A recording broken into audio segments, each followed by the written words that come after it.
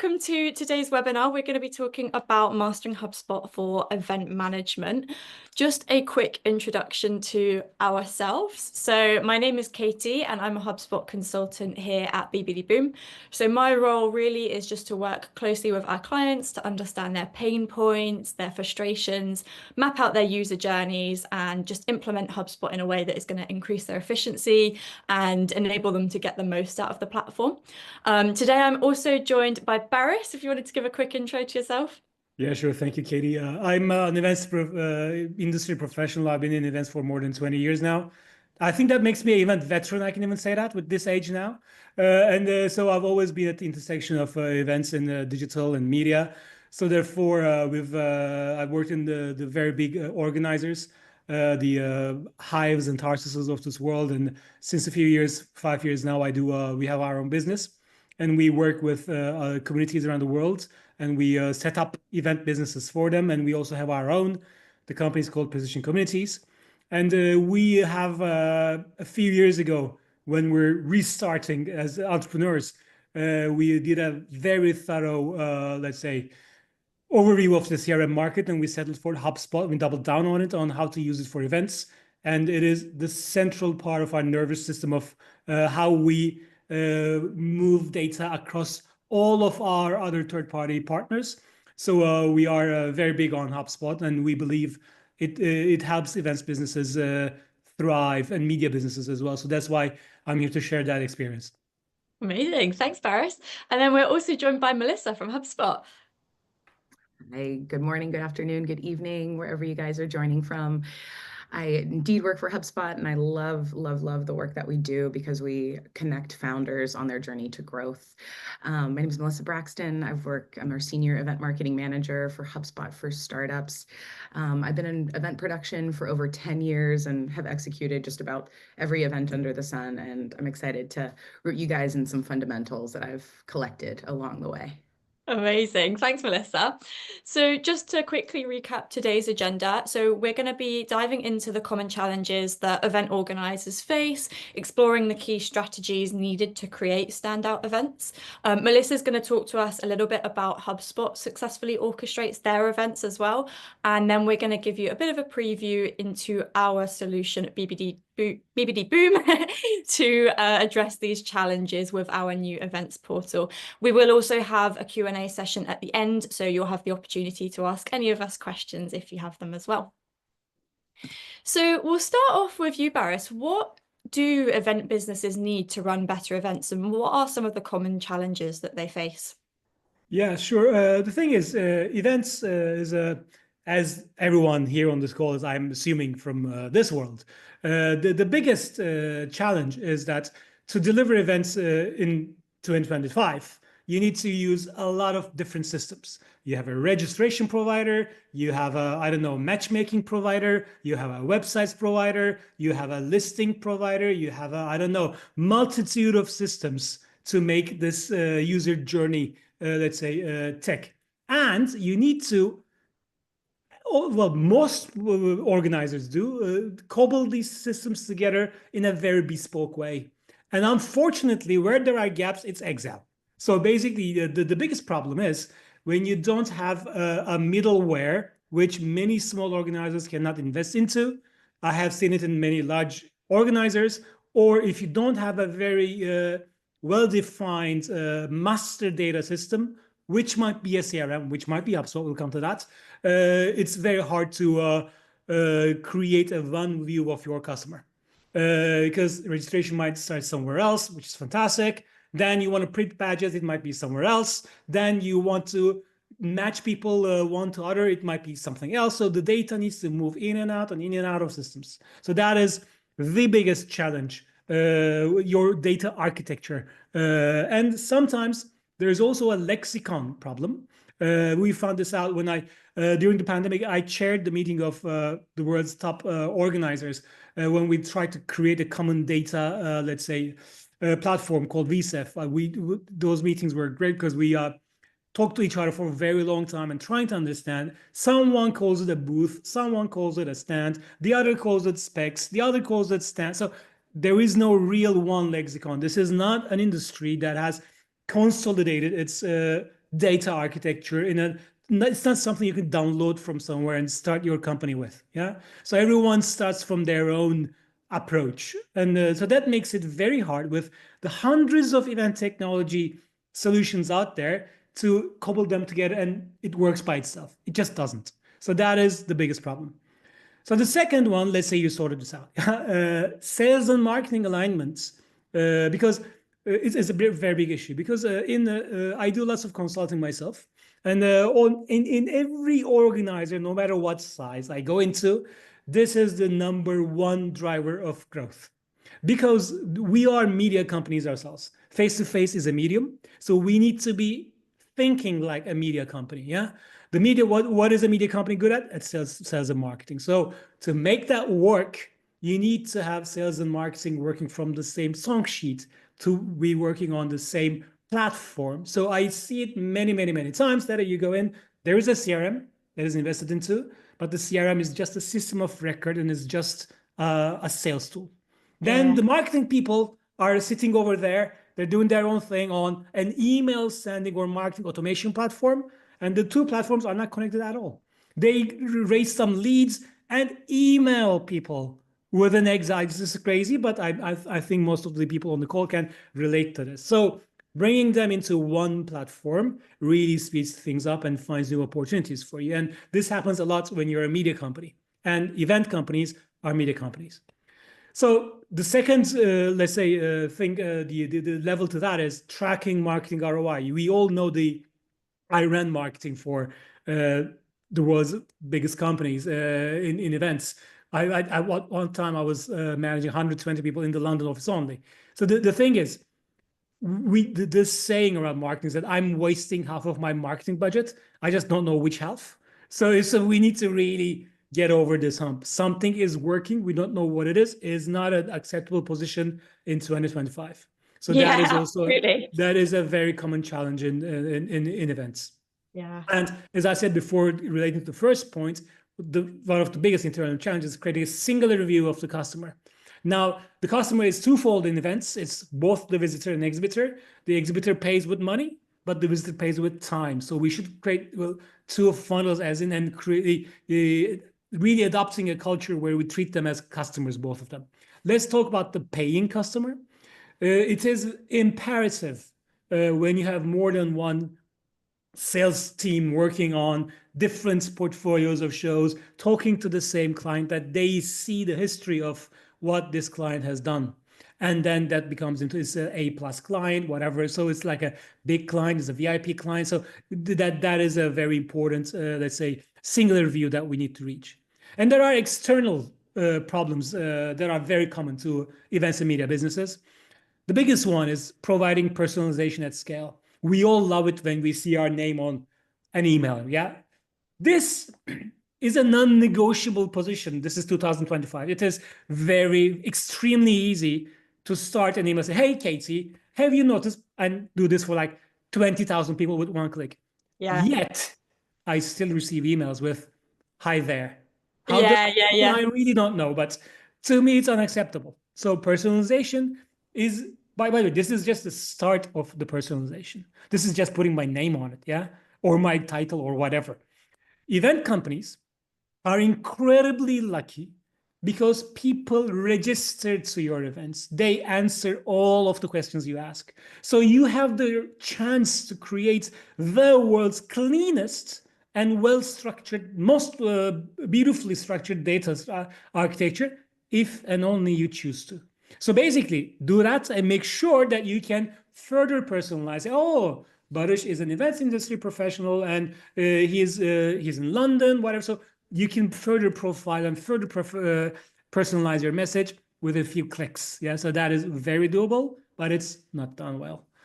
Another one is providing customer service, because in mostly event companies, for-profit B2B event companies are sales and marketing engines. Yeah, we try to convince the client until the point of contract, done. And from that contract until the show is a big void. Yeah, nothing happens. You sell the sponsorship, great, send them the sponsorship pack. These are the 25 forms you have to fill. Crack on, and I'll see you at the show. So this needs to change because the customer service expectations of every industry is rising. So therefore, I have the experience of creating a customer service operation from scratch. We did that, and it has been a massive success because our clients, unfortunately, the clients in the exhibitions do not, or B2B events, have swallowed this fact. They don't expect it, yeah? They don't expect to be treated well, unfortunately, because we have done it to them as an industry. But when you treat them as a customer, a real customer, a paying customer, and get some customer service on top, it really creates loyalty. It helps you rebook them for the next show. So that is an imperative. But for that, you need a singular view of your customer. You need a customer portal. You need to be able to understand what customer actions are taken, what are outstanding, and to raise tickets and close those tickets. So you need a system that allows you to do that. And that's investment. And also proving your ROI to your customers. Let's talk about the B2B organizer. You come, you're paying to get in front of your own customers, actually, yeah? So basically, the organizer needs to have the tools in hand to be able to understand how many relevant meetings were created for that customer, for that sponsor. Now, on a purely technical sense, this is not too hard, yeah?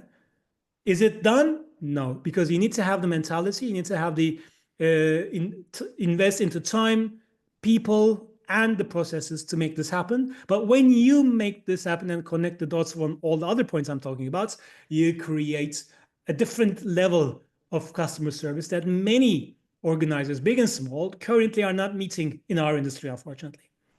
And the last one I want to talk about in the external is going back to that customer service point, is removing friction. We all love asking the NPS question after the show, yeah, Net Promoter Score. On a scale of 0 to 10, we know this by heart now. But there's also another score that we introduced many years ago called the Net Easy Score, which asks, how easy was it to do business with us? And you will be shocked because you will get very dismal feedback when you ask this question for the first time. Because unfortunately, our industry is not known by being the best in customer service. Yeah. So not because we don't like our customers, we love them.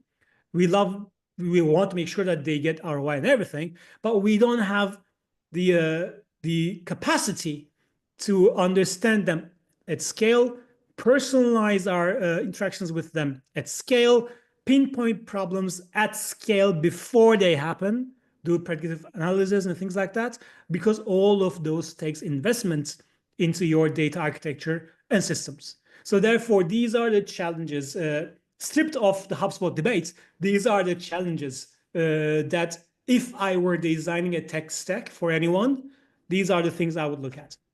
Yeah, definitely. And I think it's really interesting as well, because a lot of these challenges come back to that same issue of having a unified system where you can actually have that single view of the customer to then power your sales and your marketing activity. So yeah, it's definitely an interesting one. Yeah, and Excel isn't a system. Exactly. Yeah, absolutely.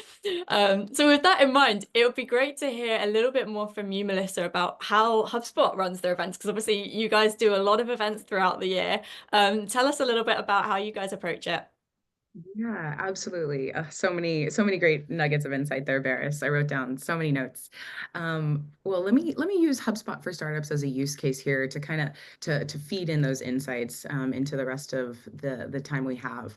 So first and foremost, let me introduce HubSpot for Startups. We're a program that's designed to support and empower early stage founders with access to tools, education, resources, and above all, building a network. I think we're all, as event planners, we are trying to really buy time from people. We have this beautiful intersection where we are bringing people together in a physical space, and time is our most limited asset. And so we want to make sure that people are connecting, educating themselves, and using the resources that we have for them. If you go to the next slide, I really want to show you guys some of the events that we actually produce throughout the year. Big visual person. kind of reviewing our event portfolio and what we execute throughout the year and where our focus really is. We host live events that really put our playbooks, which are our white papers, into action and real life application. We think it's exceedingly important to give our guests the time and space to learn, action, and do that alongside experts. We are well known for our networking events that help founders connect with industry experts, investors, and partners that are really going to help them grow. And we also center events around really buzzy industry topics. Little thing called AI, none of us know about, has been such a hotbed of topics for us over the last year, and seeing how people are responding to that and making sure that we are delivering value and helping them really crystallize the knowledge that's relevant to them and their industry. And then finally, my favorite, of course, is that we're focused on delivering events that are fun. In that last photo there, you'll see one of my favorite formats is one of our very large parties that we throw in multiple cities around the world that bring founders together. If you look really, really small, really, really tiny, there's 2 unicorns because we feel all of our founders are future unicorns. It's a blast. So, next slide, please. Okay, so let's talk a little bit about the methodology of how I approach our events calendar. And it really sits in 3 buckets. We focus on how are we attracting our guests, how are we delivering value to them, and then of course, we want that conversion. That has to be the focus of what we're doing. So how do we prepare them to want to know more and really move them down the funnel? So let's start with attract. We service early stage founders and we know what they're looking for. They are looking for the access to experts, partnerships, and content that's going to help them navigate the challenges that they're dealing with. We know that every founder is at a different stage of growth, and how they are looking to scale is never linear. So we need to be able to know what they're looking for and how to deliver it to them.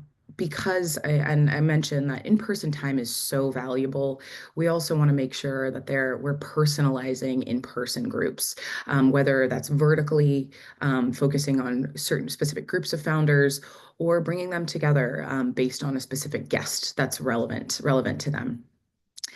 And something I think Barris really touched on and really deserves to be underscored is that the experience for what you're doing really needs to be the catalyst for the guest taking action. I can't even tell you how much creativity I exercise in the work that we do. Sometimes I think that those shower thoughts and how we come up with event concepts really has to be, gutturally, when you send out that email to your guest and they open it, it's either a hell yes or a hell no. And an example of that is, we're putting together a fantastic series of events here in San Francisco over the next year that are meant to really hone in on a very curated list of startups and speaking to them directly with personalization. And every time they open up an invite from me, I want them to say, hell yes, I'm in, no question. And then finally on this shameless plug, but your CRM, how you're reaching them and attracting them.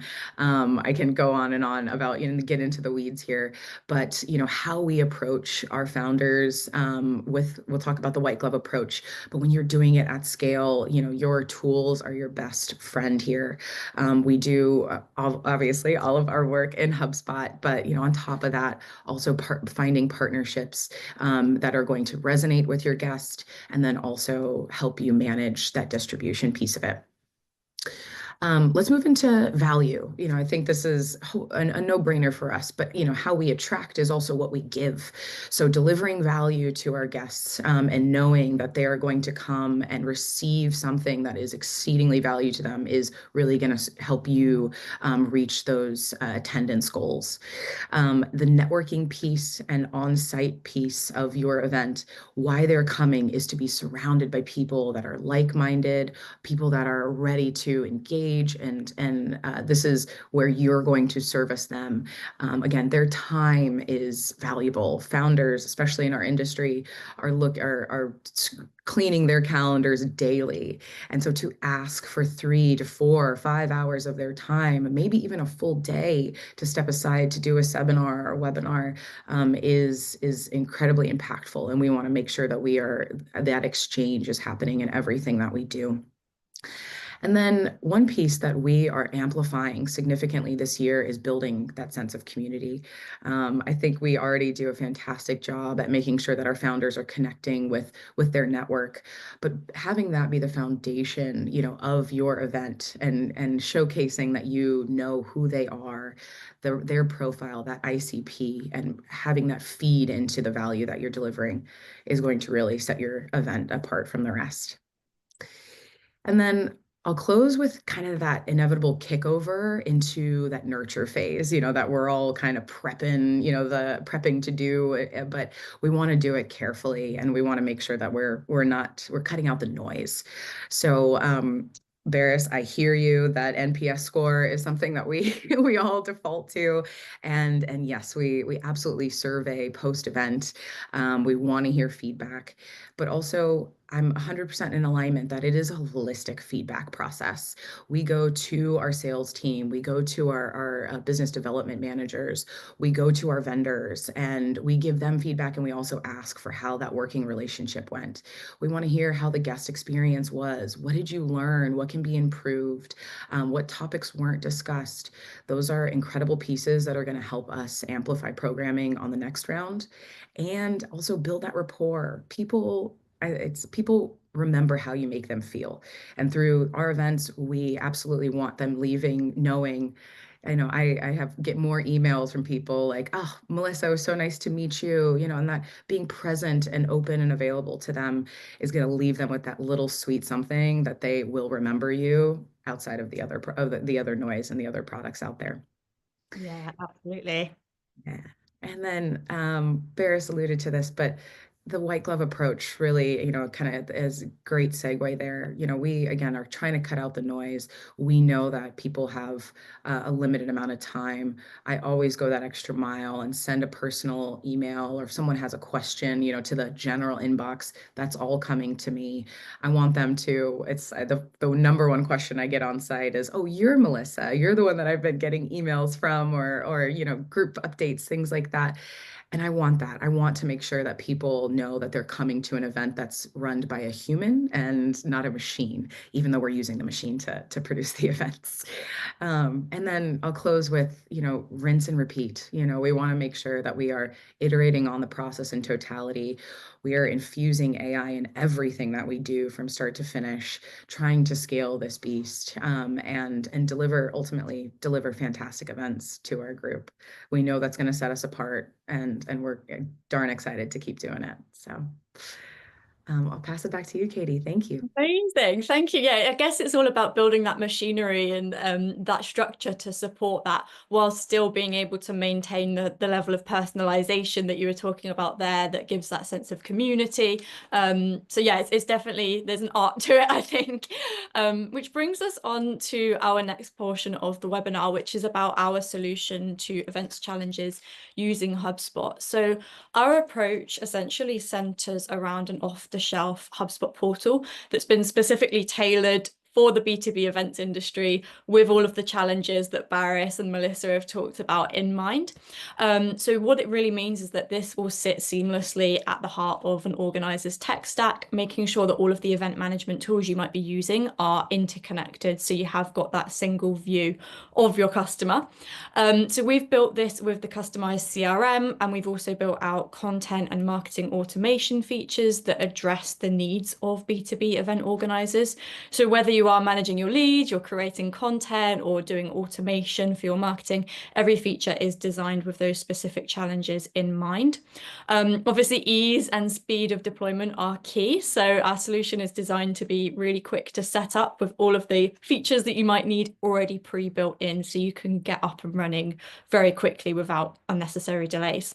Just to give you a bit of a preview of what that looks like. So in the back end, you'll be able to register for an events portal as a customer, which will give you access to a range of resources and guidance, as well as giving you the ability to actually go in, update your account settings. So for example, here, you can go in, add in your profile information, your address, your logo, your branding.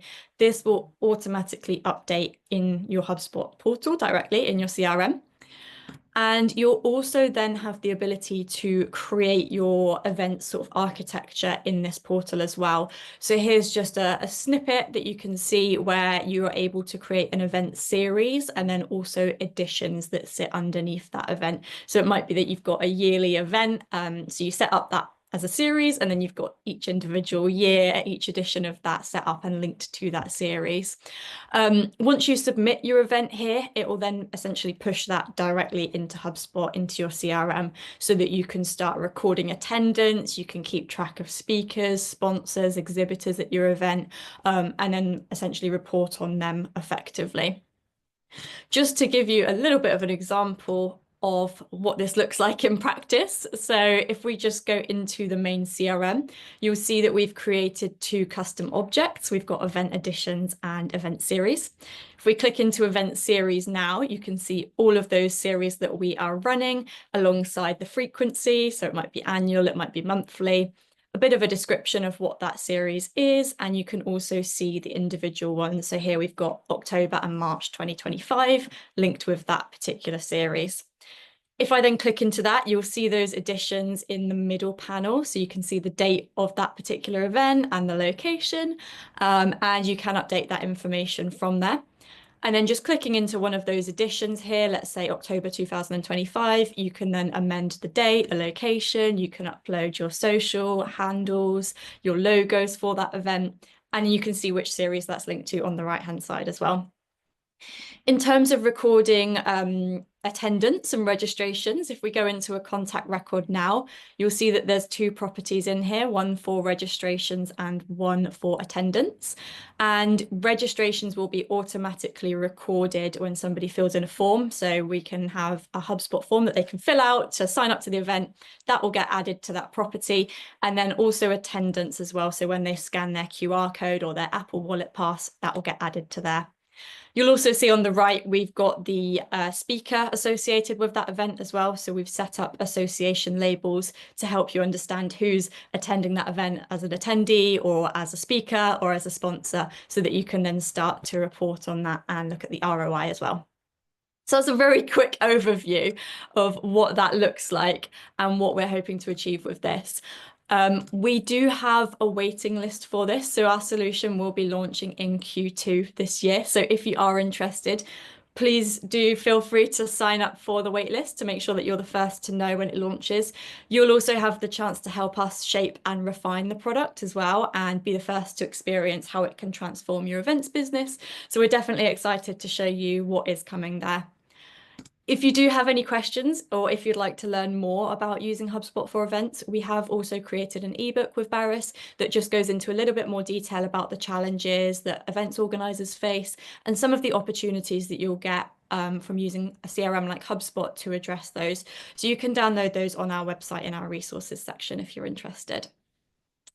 I don't know if we've had any questions on the Q&A, but if anybody does have anything, please feel free to let us know or email through. But it's been a pleasure having you, Barris and Melissa. I think there's been lots of useful insights that we've covered today. So thank you so much for your time. Thank you everyone for dialing in, and we will see you on our next webinar. Thank you, Katie. Pleasure's all mine. Thank you. Have a good day, everyone. Take care.